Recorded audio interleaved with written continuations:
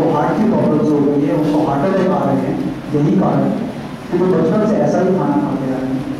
तो नमक जो है उसको रिफाइन करने में इतने सारे केमिकल डाले जाते हैं कि वो सिर्फ और सिर्फ खारा ही होता है और उसके अंदर वो कोई मिनरल विटामिन कुछ नहीं होता, बिल्कुल झूठ होता है, बिल्कुल कुछ नहीं है उसके अंदर। लेकिन आप लोग फ्री फ्लो के नाम पर आपको ऐड नहीं दिखाया गया कि फ्री फ्लो नमक होना चाहिए, आयोडीन नमक नहीं होगा तो भीगा हो जाएगा, बॉर्डर हो जाएगा। मेरे स्कूल की किताबों में ये डाला गया था, मुझे तो दे दिया गया एक औरत का दूसरों से भीगा हुआ है, हम भी डर के मालूम को पता है कि ये बच्चे बड़े होकर परिवार बनाएंगे, तो हमारा जो 1 रुपए किलो का नमक या फ्री में जो नमक गाँव में मिलता था उसको आप 15 रुपए किलो में खरीदो तो कोई शगुफा छोड़ना पड़ेगा। तो उन्होंने ये शगुफा छोड़ कि आयोडीन इसमें आयोडीन है, उसमें कुछ नहीं है, भगवान का फ्री का दिया हुआ नमक है, उसको प्रोसेस करके उल्टा जो भगवान ने दिया है वो भी निकाल देती है और आपको सिर्फ और सिर्फ सोडियम क्लोराइड के नाम का एक केमिकल जो है वो पकड़ा दिया जाता है, उसको बड़ा सफेद सफेद सा करके बढ़िया से पैकेट में डालकर आपको खा खाकर आप बीमारियों में फंसते ही जा रहे हैं। तो आप कहेंगे नमक तो हम शुरू से खा रहे हैं, कौन सा नमक खाएं? तो इसका मैं बहुत सिंपल आपको लैंग्वेज में समझा देता हूँ कि आप सभी लोग जो नमक है वो व्रत में कौन सा नमक खाते हैं? अगले दिन कौन सा नमक खाते हैं व्रत के बाद? आप व्रत वाले दिन ये जो नमक है ये क्यों नहीं खाते? कोई कारण बताएगा? सिंपल सा व्रत टूट जाएगा, ऐसा ही है, यही कारण है। अब व्रत टूट जाएगा तो कुछ पवित्र चीज होगी इसे नमक के बीच खा रहे हैं और वो उसमें कुछ अपवित्रता होगी इसलिए नहीं खा रहे हैं। तो मुझे बताइए समझदारी इसमें है कि हम अगले दिन वो नमक खाएं या सीधा नमक खाएं? तो आप सभी लोगों को मैं बहुत बड़ी गहरी बातें या साइंटिस्ट वाली बातें मैं ज़्यादा नहीं बताऊंगा, लेकिन ये बात सिर्फ आप जान लीजिए कि अगर हमारे यहाँ व्रत में नमक खाने की पद्धति बनाई गई तो कुछ सोच कर बनाई गई। तो मेरा एक दोस्त है जिसको थायराइड की 5-6 साल से बीमारी है, उसको मैंने बोला कि तू नमक बदल के सेंधा नमक खाना शुरू कर दे, तेरा थायराइड ठीक हो जाएगा। लेकिन वो जो जिस डॉक्टर की दवाई लेकर आता था उसने डरा दिया कि अरे आप कौन सा नमक खा रहे हो? सेंधा नमक, अरे आपकी हड्डियाँ गल जाएगी, आप बहुत बड़े नमक शुरू करो, नहीं तो आप हमारे। और वो 10 साल हो गए मेरे दोस्त को, उसको थायराइड ठीक नहीं हुआ और हमारे घर के सामने कई हमने ऐसे लोग ठीक कर दिए, सिर्फ नमक बदलने से ही उनका थायराइड ब्लड प्रेशर ठीक हो गया, सिर्फ नमक बदलने। तो आज जाते ही आप लोग सबसे पहली चीज कहते हैं ना, आपने किसका नमक खाया है? आप नमक अपने देश का खाइए, किसी कंपनी का नहीं, भगवान का बनाया हुआ नमक खाइए, काला नमक, ढेले वाला नमक, सेंधा नमक, ये नमक बहुत, लाहौरी नमक बहुत अच्छा है। तो उस नमक की पहचान मैं आपको बता दूं कि जो अच्छा नमक होगा, जैसे आप उसको जीभ पर लगाएंगे तो वो नमक एकदम से जो सेंधा नमक वो लाल बनाएगा, खूब सारी, एकदम से खूब सारी लाल बनेगी। लेकिन जो ये आयोडीन युक्त नमक है इसको लगाते हैं तो सिर्फ खारा लगेगा आपको, इसमें कोई लाल नहीं बनेगी। ये पहचान है कि ये नमक अच्छा है। तो आप सभी ये आज के बाद नमक जो है, स्पेशली नमक मैं बता रहा हूँ, आप ये बदल दीजिए, तो इससे आपका बहुत बदलाव होने वाला है। अब इसके बाद एक और गलती हम करते हैं, वो गलती हम ये करते हैं कि हमारा जो भोजन का समय है, दो भोजन के बीच का समय जो है वो लगभग 9 घंटे का होना चाहिए, 9 घंटे का। लेकिन हमने जाते ही स्टार्ट किया, स्टार्टर खाए, स्टार्टर खाने के बाद 1-1.5 घंटे बाद ही मेन मुख्य भोजन शुरू हो गया। अब आपका जो भोजन बीच में बच रहा था, आधा बचा आधा नहीं बचा, वो भोजन को आप लेकर आप पहुंच गए मुख्य भोजन खाने के लिए और आप वो भोजन डाल दिया आपने, जो पहले भोजन था वो बचना रुक गया। अब आपका जो दूसरा आपने भोजन डाला वो भी पेट में आ गया, तो ना वो बचा ना वो बचा, दोनों ही नहीं बचे। तो आप ये सबसे बड़ा नुकसान कर रहे हैं कि दो भोजन के बीच का जो समय होता है वो समय लगभग 2 घंटे का होना चाहिए, वो आपने 2 घंटे का भी नहीं दिया। तो शादी ब्याह की आपको नुकसान हो गया। तो आप मेरी जो जितनी भी बातें मैंने बताई आपको, आप इन बातों पर रियलाइज करिए कि यही सारी गलतियाँ हम घर में ही करते हैं। मैंने आपको बताया कि आप 1 दिन का शादी का भोजन आप करते हैं तो 1 महीने के लगता है आपको रिकवर करने में, तो आप रोज अगर वही खाना घर में भी खा रहे हो तो आपकी बॉडी कभी रिकवर होगी ही नहीं। जब तक बर्दाश्त कर रही है बर्दाश्त करेगी, जब बर्दाश्त नहीं कर पाएगी तो नहीं, सब फिर आप बीमारियों में ही फंसने वाले हो। तो मैं आप इन सब चीज़ों को आपको धीरे धीरे करके और भी मैं बताऊंगा डिटेल में, और आपको मिट्टी के बर्तनों में खाना कैसे बनाना है मैं वो भी बताऊंगा आपको। तो आपको मुख्य रूप से मैंने आपको बातें बताई कि क्या आज का विषय होने वाला है। तो ये आपको मुख्य तौर पर आज घर में बदलाव करने हैं, क्योंकि 2 घंटे हमारे मुख्य रूप से प्रारूप 2 दिन की शिविर का होता है, जिसमें 8 घंटे का लेक्चर होता है, 2 घंटे सुबह 2 घंटे शाम, फिर अगले दिन सुबह शाम। 8 घंटे में हम आपको पूरी डिटेल से हम आपको बता पाते हैं, लेकिन हमारे पास अभी इतना ही समय है। तो हमें लगा कि आप लोग जब तक इससे आपको इस बारे में ज्ञान नहीं मिलेगा कि ये चीज़ इतनी खतरनाक है तो आप हो सकता है आगे भी ना बढ़ें। तो हमने आपको इसको बताने के लिए आज बुलाया है, और बहुत गहराई से ना जाकर हम आपको ऊपर से बताएंगे कि वो भी आपको बहुत काम की चीज़ होगी। उसके बाद मैं आपको बताता हूँ कि हमारे जो विवाह का जो रीति रिवाज है, तो हमारी जो आज जितनी भी मैं आपको चीजें बताई, आपको मैं एक इसके ऊपर की बात बताता हूँ। ये सारी की सारी चीजें जो हमने अपनाई, इसका सबसे बड़ा कारण पता है आपको? सबसे बड़ा कारण ये है कि जो हमारे यहाँ से भाई बैठे हैं, जो हमारे पिता की उम्र के, उन सब की उम्र, उनसे एक बहुत बड़ी गलती होगी। क्या गलती होगी कि उन्होंने जो टीवी में देखा, हमारे माता बहनों ने टीवी में देखा, उनको लगा वही उन्नत है। टीवी में क्या दिखाया गया कि आप सिलबट्टे की जगह मिक्सी ले आइए, अपने हाथ से बर्तन धोने की बजाय आप डिशवॉशर लीजिए, कपड़े धोने के बजाय वॉशिंग मशीन ले आइए, और आप प्रेशर कुकर ले आइए। और हमारे जितने भी घर में पुरुष हैं उन सब ने ये देखा कि अरे यही शायद मॉडर्न है। तो उनकी आंखों में जो तारीफ दिखाई दी मॉडर्निज्म, जो मॉडर्न की जो मशीनें हैं, उनको पढ़ लिया हमारी माताओं बहनों ने, और उन्होंने देखा कि इनकी नजर में तो यही मॉडर्न है, तो चलो हम भी मॉडर्न बन जाए, हम भी सिलबट्टा छोड़ दें, हम भी ये हाथ से कपड़े धोना या ऐसे भोजन बनाना, मिट्टी के तवे में रोटी बनाना हम क्यों करें, हम भी वही करते हैं। तो जो पुरुष हैं घर में, उनसे सबसे बड़ी गलती ये हुई कि उन्होंने कभी माता बहन की तारीफ ही नहीं की कि आप जो हजारों सालों से करते आ रहे हो।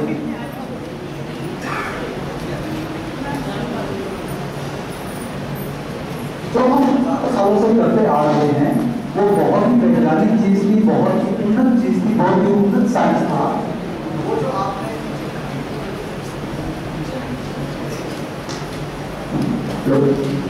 हाँ जी, तो जो आप हजारों सालों से पद्धति अपनाते आए, सिलबट्टे के ऊपर चटनी बनाने की, घर को लीपने का, गाँव में जो भी था वो सब आपको पिछड़ा हुआ लगने लगा, और आपने वो सब छोड़ के नई चीजें आजमा ली।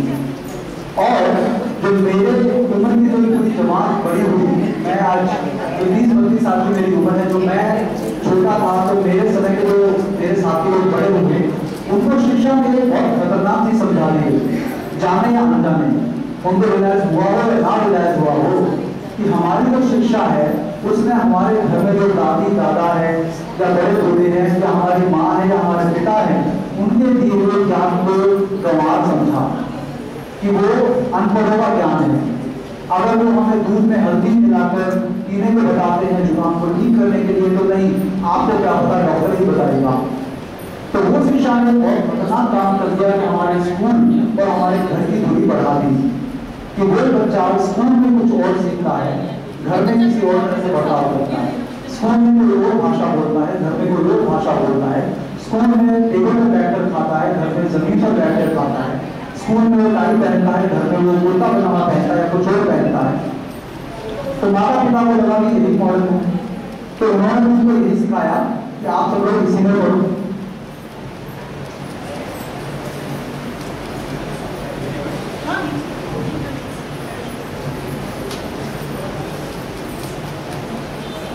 तो आप सभी को मैं जो है जो मॉडर्न पूरा हो गया, ये इसी वजह से हो गया कि तो आप सभी जो घर के पुरुष हैं, आपसे निवेदन है कि आपने घर की जो माताएं बहनें पति पत्नी बच्चे, उन सभी की आज से आप तारीफ करना शुरू करेंगे, भाई वो पुराना ही तरीका अच्छा था। और आज अगर आप तारीफ आपकी होगी तो आप उस चीज को दोबारा लौटेंगे, क्योंकि आप अचार बना रहे हैं जो बहुत बड़ी औषधि किसी ने नहीं कहा, बड़ी अच्छी बात है, क्योंकि हमारे देश की जीडीपी में वो ऐड नहीं होता, आप तो अगर ठीक है बना रहे हैं तो नहीं बनाएंगे तो भी चलेगा। तो आप सभी लोग बहुत बड़ा काम करते रहे हैं, आप जो भी बना कर देंगे वो खाएंगे, तो आपके हाथों में पूरी कड़ी है। आप ही होम मेकर जो बोलते हैं वो आप ही हैं। आप इन सब बदलाव को लेकर आएंगे तो हमारे देश का भला होगा, हम लोग बाहर जाकर अच्छे अच्छे काम कर पाएंगे, हमारा दिमाग स्वस्थ होगा, हमारा शरीर स्वस्थ होगा। तो आप सभी लोग ये वाला तरीका करेंगे। इसके बाद आपको मैं बताता हूँ कि भोजन के नियम क्या क्या होने चाहिए, कि भोजन हमारा सबसे पहले कैसे होना चाहिए, उसके बाद कैसे होना चाहिए। तो आपको सबसे पहले भोजन का नियम बता दूं कि भोजन हमेशा जब भी खाएं वो जमीन पर बैठकर ही खाएं, चाहे तो आप नोट कर लीजिए।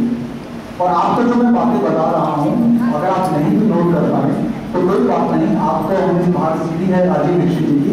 लेकिन मैं आपको एक शब्द बता दूं कि मैं सिर्फ ट्रेलर हूँ। पूरी जो फिल्म है या पूरी जो आपको जानकारी है 11-12 घंटे का जो लेक्चर है वो राजीव दीक्षित की सीधी बात है, उसमें मिलेगा। कुछ जानकारी हम उससे आगे की बता रहे हैं आपको, जो रिसर्च के जाने के बाद की तो आप उस सीधी को लेकर जाएंगे, ये सब जानकारी उसमें आपको मिलेगी। तो आप सबसे पहले कोई काम करिए भोजन के लिए बोलिए कि आप सभी जमीन पर बैठकर खाना खाएं जैसे आप अभी बैठकर खा रहे हैं। तो इससे आपका जो भोजन है वो अच्छे से बचेगा, आपको भोजन जहाँ जाना चाहिए वहां जाएगा, जैसे मैंने आपको पहले बताया। दूसरा, आप जो भोजन है वो हमेशा चबा चबा कर खाना खाइए। आपको जितने दांत होते हैं 32 तो उससे लगभग आसपास उतनी बार आप खाना अगर चबाएंगे तो आपका भोजन पचकर अच्छे से आपका उसका अच्छे से मल बनेगा और शरीर से कचरा बाहर निकलेगा। अगर आपने भोजन नहीं पचाया तो आपका जो पाचन है भोजन का वो ठीक से नहीं होगा। क्यों? क्योंकि देखिए आपका बीपी, अगर आप मिक्सी के अंदर आप बड़े बड़े किसी छोटे छोटे टुकड़े डाल के काट के डालेंगे और उसको पीसेंगे तो जल्दी पीसेगा, और आप बड़े बड़े टुकड़े डालेंगे तो मशीन को उतना ही दम लगाना पड़ेगा उसको पीसने के लिए, उसका पेस्ट बनाने के लिए। ऐसे आपके पेट में भी होता है। तो अगर आपने आधा ज़्यादा काम आपका आपके दांतों से आटा आपने कर दिया तो आपको बहुत सारी दिक्कतें तो उससे दूर हो पाएंगी। तो आप सभी लोग बड़े बड़े टुकड़े निकलने के बाद जल्दी जल्दी खाना खाने के बजाय बिना पचाए बिना चबाए खाना खाने के बजाय आप चबाकर खाना डालें, अपने पेट में जाने दीजिए। ठीक है? उसके बाद आपको जो नियम पालन करना है कि भोजन कब करना है। तो भोजन आपको दिन में 2 बार करें तो बहुत अच्छा। तो पहला भोजन आज उल्टा हो गया, जितने भी ऑफिस जाने वाले लोग हैं उन सबका भी है कि हम तो आपको लेट आते हैं जल्दी आते हैं, तो उन सबके लिए एक साथ कनेक्टिविटी बता दूं, जो घर में माता रहे हैं उनके लिए मैं बता दूं कि आपका जो भोजन आप खा रहे हैं उसे पचा रहे हैं या नहीं, वो महत्व की ज्यादा चीज। आपने क्या खाया अच्छी बात है जानिए, लेकिन उसको डाइजेस्ट किया या नहीं, पचाया या नहीं, वो महत्वपूर्ण है। तो पहली चीज आप उसको बचाने के लिए क्या करिए, आपने भोजन को अच्छे से चबाया, लेकिन वो कब किया। तो हमारे आयुर्वेद में आप कभी भी देखिए गाँव में भी, तो मैं जितनी उदाहरण को गाँव के दूंगा क्योंकि आज भी बहुत जगह गाँव में यही नियम, क्योंकि हजारों साल से उनके पिताजी उनकी माँ ने बेटी को उसकी बेटी को सिखाते हुए आई। कोई वो साइंटिस्ट नहीं है, भले ही पढ़े लिखे ना हो कुछ भी ना, लेकिन उनको बहुत ज्ञान है, बहुत शिक्षित है वो लोग, साक्षर भले ही ना हो, शिक्षित है वो लोगों को पता है कि कब खाना खाना है, कब क्या करना है, कब नहीं करना है। तो सुबह सुबह उठते ही वो सब लोग पेट भर के खाना खाते हैं। तो आप सभी लोग जो सुबह सुबह हल्का नाश्ता करते हैं या बच्चों को सुबह सुबह सिर्फ दूध पिला के भेजते हैं, उन सभी से निवेदन है कि आज से या जो डायबिटीज के मरीज हैं या जिनका कोलेस्ट्रॉल बहुत बढ़ रहा है, मोटापा बहुत बढ़ रहा है, या खाने के बाद उनका ट्राइग्लिसराइड बढ़ रहे हैं या कुछ भी आपको फैट बढ़ रहा है, कोलेस्ट्रॉल में आपको एलडीएल बढ़ रहा है, टीएलडीएल बढ़ रहा है, उन सब को मेरा निवेदन है और सबके लिए कलेक्टिवली मैं बता रहा हूँ आपको, आप इन सब चीज़ों से मुक्ति पाना चाहते हैं तो आज से आप भोजन सुबह सुबह पेट भरकर खाइए। शुरू में आदत नहीं होगी कोई बात नहीं, लेकिन सुबह जितना खाते हैं उससे डबल खाइए, 3 खाते हैं 6 खाइए। क्यों? तो आपको तो उसका कनेक्शन बता देता हूँ। डायबिटीज में बहुत लोग आपको बोलते होंगे कि डॉक्टर बोलते हैं कि 2 घंटे में खाते रहो, उससे वो सबसे बड़ा भ्रम है या गलत बात फैलाई गई है। हमारे देश में 2 घंटे में खाने की कोई जरूरत नहीं, क्योंकि हमारे देश की जो जलवायु है वो अमेरिका यूरोप की जलवायु बहुत अलग है। कैसे?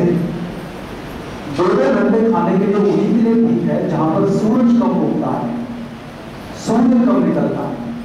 हम रोज सुबह सूर्य भगवान को पानी देते हैं, उनका धन्यवाद करते हैं। एक प्रत्यक्ष देवता हमारे सामने सूर्य देवता है, वो इसीलिए हम उनको पूजते हैं कि उन्हीं के कारण भारत जो है वो भारत है। आपको यहाँ पर जितनी भी बीमारियां हैं, आप गर्मी को कोसते हो, इतनी गर्मी पड़ गई, अरे बहुत गर्मी है, आप धन्यवाद दीजिए भगवान का।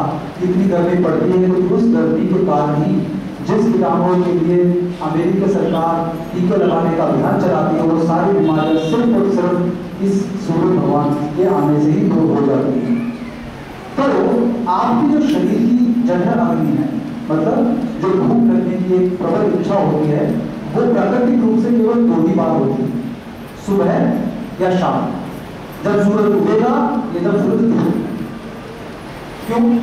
क्योंकि सूर्य के साथ उसकी सूर्य के साथ और एक पेट की जो पचाने की जो खाना पचाने की जो शक्ति है उसका सीधा लेन देन, सीधा बिल्कुल।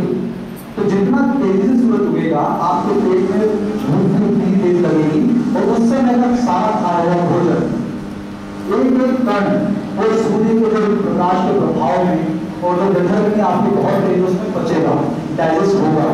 तो आप सभी जितना जो भी आपको पसंद है, आलू का पराठा पसंद है, कोई मिठाई पसंद है, मूंगफली का पराठा, कुछ भी जो पसंद है वो सुबह खाइए, सब कुछ हजम होगा। पूरे दिन आप चलेंगे, उड़ेंगे, बैठेंगे, इधर आएंगे उधर जाएंगे, कुछ भी करेंगे, सारे का सारा हजम होगा और आपको कभी भी बीमारियां नहीं लगेगी। तो इसका सीधा लेना देना है सूर्य भगवान से। और आपको जब आप ये एक एक कण बचेगा तो ना तो कोलेस्ट्रॉल बनेगा, ना आपको कोई बीमारी होगी, डायबिटीज भी बहुत जल्दी ठीक होगी, कंट्रोल होगी। तो आप सुबह सुबह 1 बजे खाना खाना शुरू करें।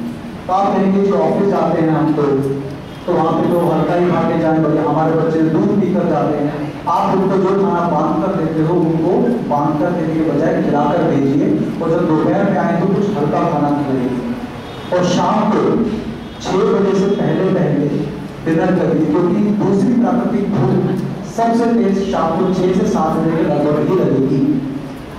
और उस समय हम क्या करते हैं, खासकर जो ऑफिस में जाने वाले लोग हैं, वो 4 से 6 या 4 से 7 के बीच में सबसे ज्यादा भूख लगती है, तो सबसे ज्यादा गंद वही उसी समय खाते हैं, गलत चीजें तभी खाते हैं। किसी साथी ने बोला चलो समोसे खाने, किसी ने बोला समोसे के साथ टिक्की खाने चलते हैं, आपने खा लिया, लेकिन भूख इतनी तेज लगी है क्योंकि प्राकृतिक भूख वही है। आपको लगता है खाना तो 8-9 बजे 10 बजे घर जाके खाऊंगा, ऐसा नहीं। आपको भूख उस समय लग रही है, इसलिए आप उस समय आप क्या करिए, अगर आप ऑफिस में गृहिणियों को मैं बताता हूँ, अगर आप ऑफिस जाते हैं तो मैं भी यही करा करता था, और बहुत लोगों ने बताया उनको बहुत लाभ पहुंचा, जिनको खासकर मोटापा बहुत है, क्योंकि वो सबसे ज्यादा गलत चीज इसी समय खाते हैं। ग्रिल सैंडविच हो, बर्गर हो, पिज्जा हो, ये सब उसी समय खाएंगे। तो आप सभी लोग सुबह सुबह घर से आपका डिनर बनवा कर लेकर जाइए। आप ये कैसे होगा, ठंडा खाना कौन खाएगा? तो मैं आपको बता देता हूँ कि जितनी बीमारियों में आप फंसे हुए हैं, उसके सामने घर का, आपकी पत्नी का या माँ के हाथ का बना खाना लाख गुना बेहतर है, जो आप बाजार का जो गलत खाना खा रहे हैं उससे। माइक्रोवेव में खाना गर्म नहीं करना, आप घर का बना हुआ कोई खाना, कोई पौष्टिक खाना आप जाके खाएंगे, भले ही ठंडा हो, कोई थोड़ी बहुत पौष्टिकता कम होगी, लेकिन उससे लाख गुना बेहतर होगा।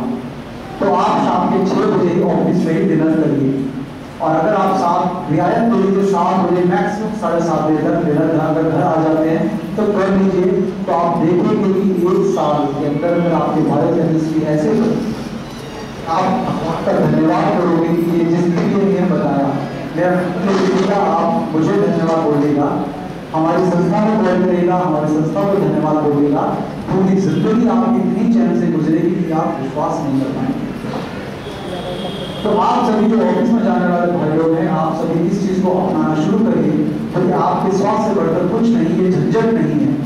अपने मन से निकाल दीजिए कि ये झंझट कौन करेगा, आप करेंगे, आपकी पत्नी करेगी, आपकी माता जी करेगी। जब आप बीमार हो जाते हैं तो सब कुछ करते हैं, सब परहेज करते हैं, जो बनाने के लिए मन करता है सब बनाते हैं। तो इससे पहले क्यों नहीं? क्योंकि आयुर्वेद तो ऐसी पद्धति है ना कि आपको बीमार होने से पहले ही ठीक कर देता है। बाकी पद्धति में देखा है ना आपने, बीमार होते हैं उसके बाद ही डॉक्टर के पास भागते हैं, एक सिर्फ यही पद्धति है दुनिया में कि आप बीमार नहीं पड़े, उससे पहले ही आपको ठीक कर दे, मतलब बीमार ही ना पड़ने दे। तो वो पद्धति का मैं आपको बता रहा हूं कि आप अनुसरण करें। तो रात में अगर आपने खाना 6-7 बजे तक खा लिया तो बहुत बड़ा काम होगा कि आपके खाने और सोने के बीच में लगभग 3-4 घंटे का डिफरेंस हो जाएगा। और आयुर्वेद का एक और नियम है कि आपके खाने और सोने के बीच में कम से कम 2 घंटे का डिफरेंस तो होना ही चाहिए। तो अगर आपने खाना खा लिया, आप लेट गए, अब होता क्या है, रात में आप आए 9 बजे 10 बजे, अब आधे घंटे 11 बजे आपने खाना खाया, 12 बजे आप सो गए, तो आपको तो बीमारियां हो नहीं वाली, कौन रोकेगा। और जो आयुर्वेद का नियम है कि मैंने आपको बताया सुबह 9 बजे खाना खाया, उसके बाद शाम को 6 बजे खाना खाया, तो 2 घंटे तो हो गए। अब आपने रात को 11 बजे खाना खाया तो 2 घंटे कब होंगे, 8-9 बजे। लेकिन आप सुबह से ऑफिस निकल जाते हैं 7 बजे 8 बजे, आप उसमें खाना हल्का कुछ खा के जाते हैं तो आपको फिर दिक्कत हो जाएगी और आपने पड़े पड़े आपका पेट भी बढ़ेगा। तो कभी भी रात को खाना खाने और सोने के बीच में आपका डिफरेंस होना चाहिए। खाना खाते ही रात का कभी भी लेटना नहीं। कम से कम 500 कदम गिनकर या 1000 कदम रात को चलना ही चाहिए, तो आपकी जिंदगी बहुत अच्छी चलती है। तो वो लोग बहुत समझदारी का काम करते हैं जो रात में 500 कदम चलते हैं खाना खाने का। सुबह आप भले ही चले ना चले, मैं आपको नहीं बोल रहा, चलते हैं अच्छी बात है, लेकिन रात में जरूर चलें। तो सुबह सुबह का भोजन सबसे ज्यादा, रात का भोजन थोड़ा कम, लेकिन सूरज उगने से पहले। लेकिन आज होता गया उल्टा, सुबह हल्का करेंगे, दोपहर को थोड़ा भारी करेंगे, रात को सबसे हैवी करेंगे। ये हमारे लिए नहीं है, ये है अमेरिका यूरोप वालों के लिए, जहाँ सूरज -40 डिग्री टेम्परेचर, -10 डिग्री टेम्परेचर रहता है। सूरज के दर्शन बहुत ही कम होते हैं, इसीलिए वो लोग गुड मॉर्निंग बोलते हैं कि जिस दिन अच्छा सूरज दिख गया उस दिन गुड मॉर्निंग। हम भी बोलने लगे, हम मुझे समझ में नहीं आया। हमारे यहाँ रोज सूर्य भगवान निकलते हैं, हमारे तो रोज ही अच्छी गुड मॉर्निंग होती है। तो वो wish to have a good morning, they wish to have a good morning, मतलब उनके अच्छा एक सूरज निकल जाए, जैसा अभी बाहर निकला हुआ है ऐसा सूरज की वो कामना करते हैं। तो हमें उनकी नकल करने की जरूरत नहीं। तो उनकी नकल के चक्कर में हम लोगों ने बहुत अपना जीवन बेकार कर दिया। कैसे कि हम उनकी नकल करने के चक्कर में अपनी चीजें भी उनकी तरह से खाना हमने शुरू कर दिया। तो भोजन कैसे खाते हैं आजकल, हाइजीन के नाम पे छुरी कांटे चम्मच से। तो मैंने देखा डोसा, आप कहीं खाने जाए तो डोसा खाने के लिए कांटे को चम्मच देते हैं। तो मुझे बताइए साउथ इंडिया में कौन है जो छुरी कांटे से डोसा खाता है? कोई नहीं खाता। हम जाते हैं, हमने देखा है। आप क्यों खा रहे हैं? तो मैंने देखा है डोसे को आप कांटे और चम्मच से खा ही नहीं सकते। और मैंने बहुत सारे लोग देखे हैं जो शर्म के मारे अगर मैं हाथ से खाऊंगा तो लोग क्या कहेंगे, अच्छे रेस्टोरेंट में बैठे हुए हैं, तो वो नकल के मारे, वो जो उनकी दिखावा है उसके कारण वो उसको चम्मच से कांटे से लगे रहेंगे खाने में, गिरेगा ऊपर से, कुछ भी होगा, लेकिन उसी से खाएंगे। तो उनको किसी ने ये नहीं बताया कि चम्मच और कांटा आया क्यों, क्या जरूरत पड़ गई इसकी। तो मैं आपको उसका सच बता दूंगा। और वो मैंने अनुभव भी किया है। जब हम अपने ऑफिस के काम के सिलसिले में किसी 5 स्टार होटल में गए तो वह सबसे बड़ी दुविधा मैं आपको बताऊं, तो मैं आप उसको इस तरह से मत सोचिएगा कि वहां पर जब संडास करने के बाद आपको हाथ साफ करने के बाद तो वहां पर पानी नहीं होता। तो भारत में 5 स्टार होटल की मैं बात कर रहा हूँ, और वो पद्धति ज्यादातर 5 स्टार होटल जो है वो अमेरिका, यूरोप, जो विदेशों के लिए ही बने हैं। तो वहां पर भी ऐसे ही कमरे बने हैं जहां पर पानी नहीं होगा। आप तरस जाएंगे कि मैं पानी से हाथ साफ करूं, लेकिन नहीं कर सकते आप। तो मतलब 2 कारण हैं। अमेरिका लोग पानी की बहुत कमी, तो वो पानी वेस्ट नहीं कर। दूसरा, वो लोग संडास करने के बाद हाथ साफ नहीं करते, सिर्फ पेपर के रोल से साफ करते हैं बस। तो वो लोग छुरी कांटा इस्तेमाल करें तो ही अच्छा। हम लोग सोचते हैं हाथ से खाएंगे तो क्या होगा, तो उनकी भी जो है वो हमारी नजर में आ गया। आप एक चीज हमेशा ध्यान रखिए, जो लोग चम्मच से खाते हैं वही गरम गरम खाना खाते हैं, फिर मुंह ऐसे करते हैं गरम खा ले। हाथ से जब आप खाएंगे तो आपके हाथ को पता होगा कि कितना गर्म खाना है, तो आप खाएंगे तो कभी भी मुंह नहीं चलेगा। और आपके जो पास जो हाथों से आप खाना खाते हैं, कभी देखें उंगलियों से खाना खाते हैं, उसके स्वाद में और चम्मच से खाने के स्वाद में हमेशा फर्क होगा। ये बहुत बड़ा साइंस है, हमारे पूर्वजों का साइंस हम बोलते हैं। तो ये नकल हमने नहीं करनी, तो अपने हाथ से हमें खाना खाना है। तो हमारे जो सूर्य देवता है वो हमें बहुत सारी बीमारियों से बचा लेंगे, आप हाइजीन की चिंता ना करें। तो यहाँ तक आपको बात समझ में आए। इसके बाद हमारा जो एक और नियम आता है वो है रिफाइंड तेल। रिफाइंड तेल के बारे में आपको पहले बताया कि कितना खतरनाक है। अब आपको इसको बनाने की प्रोसेस बहुत सिंपल से आपको बताता हूँ, आपको याद नहीं करनी, लेकिन आप सिर्फ देखते चाहिए कि क्या क्या उसको मिलाकर एंड में क्या बनता है। और उससे पहले मैं आपको एक बात बता दूं कि कभी भी उसके बाद मुझे अगर बताने की जरूरत नहीं पड़ेगी मुझे कि कैसे बनता है, कि आप लोग कभी भी शरीर की मालिश या अपने बच्चे की मालिश रिफाइंड तेल से करने की कोशिश करिएगा। कर सकते हैं? मत करिएगा, अपने हाथ में लगाइएगा। एक तरफ रिफाइंड तेल, एक तरफ सरसों का या कच्ची घानी का कोई भी तेल, वो शरीर जो है उस कच्ची घानी के तेल को अंदर सूख लेगा, लेकिन रिफाइंड तेल वैसा का वैसा चिपचिपा हाथ के ऊपर पड़ा रहेगा। ये बहुत बड़ा प्रूफ है कि यही चीज वो आपके पेट में भी जाकर करेगा, आपका शरीर इसको नहीं सोच सकता, आपको ब्लॉकेज भी करेगा, प्रॉब्लम भी करेगा, आपको दर्द भी करेगा, ये सब करेगा ही करेगा। तो अभी जो रिफाइंड तेल बनता है इसमें एक और चीज है कि जब मान लीजिए मूंगफली है, मूंगफली के तेल को रिफाइंड तेल, अब आप सोच लीजिए कि मूंगफली का जो तेल है, मूंगफली का तेल कभी भी आप या फिर मूंगफली जो खाते हैं सर्दियों में खाते हैं, आप कभी उसको रिफाइंड करते हैं क्या? नहीं करते, कैसे कैसे खाते हैं। तो इसके तेल को रिफाइंड करने की जरूरत क्यों पड़ती? क्यों पड़ती है? मैं आपको बताऊं। रिफाइंड तेल का जो रॉ मटेरियल है, कोई भी रिफाइंड तेल, उसका रॉ मटेरियल लगभग 100-200 रुपए किलो, 200-300 रुपए किलो होता है। लेकिन जब आप उसके लिए कारखाना बनाएं, उसमें आप वो प्रोसेस करें, उसके अंदर आप पूरी प्रोसेस केमिकल मिलाएं, पूरा स्टाफ रखें, ट्रांसपोर्टेशन सब कुछ करने के बाद 200-300 रुपए किलो का मिला हुआ रॉ मटेरियल आप लोग अगर हिसाब किताब करें इसका कि 200-300 रुपए का किलो का रॉ मटेरियल, उसको पूरा प्रोसेस करने के बाद जिसका तेल बनता है तो 100 रुपए किलो में बेचें, तो कौन सा ऐसा धर्मात्मा कंपनी है, कौन सी ऐसी समझदार या फिर हमारे को लाभ पहुंचाने वाली कंपनी है कि इतना नुकसान झेलेगी?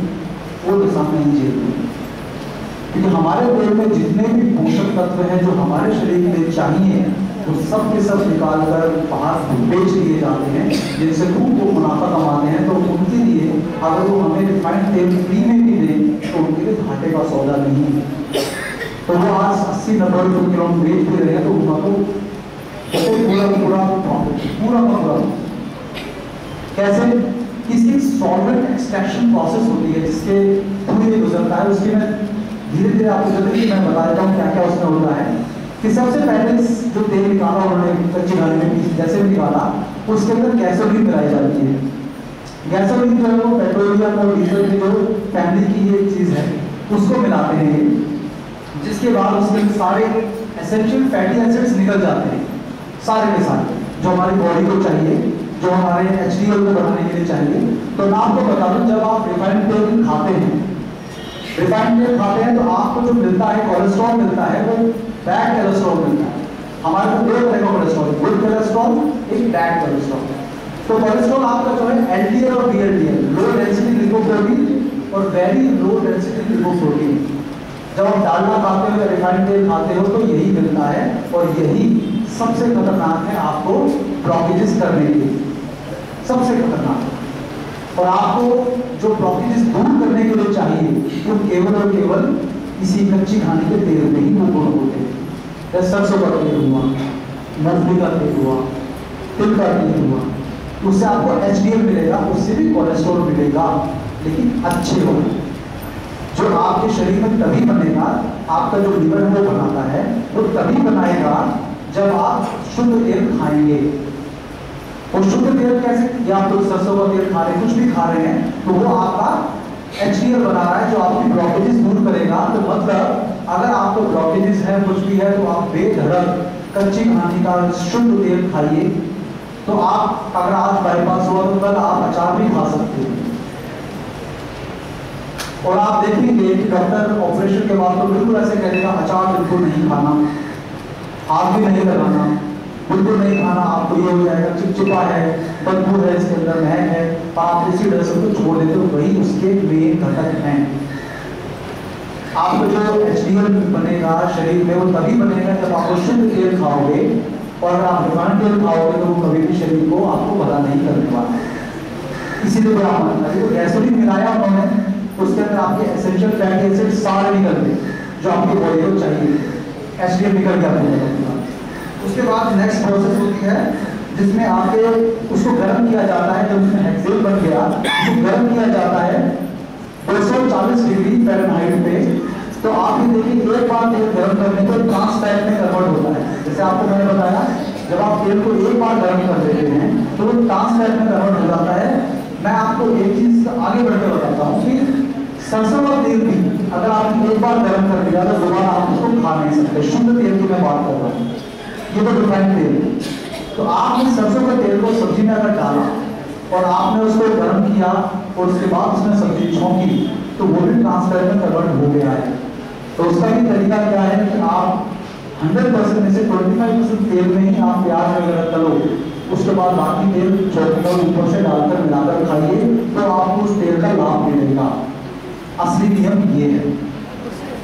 तो मतलब इतना भी गर्म होने के लिए परमिशन नहीं है, लेकिन आप लोगों को रियायत है, आप कर रहे हैं, बना रहे हैं, अच्छी बात है, वो भी लाभ करेगा आपको। लेकिन ये रिफाइंड तेल प्रोसेस के दौरान ही 2 से 3 बार ये गर्म होता है 300, 300, 400, 400 डिग्री फ़ारेनहाइट पे, मतलब ये ट्रांस फैट में पहले ही कन्वर्ट हो चुका होता है। तो होता क्या है अब इसके बाद इसके अंदर जो है वो मटमैला सा कलर इसका हो जाता है। इतनी प्रोसेस जो कर दिया, केमिकल डाल दिए इसके अंदर, तो मटमैला कलर हो गया। तो आप यदि थोड़ा साफ सुथरा नहीं दिखेगा तो कोई लेगा नहीं। तो इसके लिए क्या करते हैं, इसकी ब्लीचिंग कर देते हैं। अब ब्लीचिंग करने से क्या होगा,